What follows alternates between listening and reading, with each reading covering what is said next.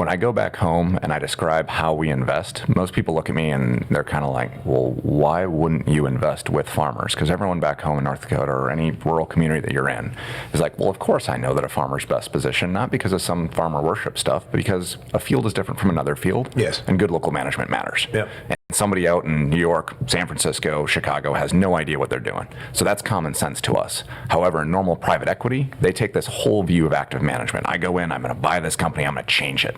There's something that needs to be changed. That's the traditional model. That traditional model is built for really big deals. 10, 100 million, billion-dollar deals in the rest of our economy. Mm-hmm. Guess what? We have an ownership structure that was settled with the Homesteading Act. We have a very fragmented land base. Localized ownership is actually a better model, and you can't just treat the ground transactionally because we're dealing with nature. That lends itself more to this minority model that is very different than the traditional way. So even though it might make sense to many of us who grew up in this area, it doesn't make as much sense to finance folks until they start tearing it apart. So you got to tear it apart with them. That's a slow process.